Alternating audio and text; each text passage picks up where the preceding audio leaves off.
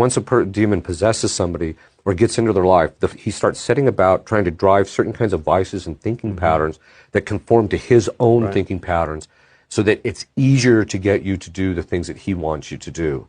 What happens is in relationship to when people get into a negative pattern of thinking, is that it starts replicating that exact same negative pattern that they have. Because as I mentioned, all the demons in hell are focused on everything. They don't have a positive thought in hell. And so all you're doing is you're becoming like that. And so just becoming like that, setting up or opening up the door to that psychological compatibility, is just going to attract them, and they're going to start driving that to gain greater control and influence over you. The same is even true in virtue and vice. So the body begins to adjust itself to be able to sustain higher levels of virtue or even more levels of disorder. And so what happens is, St. Thomas says, when we act in accord with our bodily disposition, so if we've committed a lot of vices, then when we act in accordance with that vice, we get a pleasure out of it.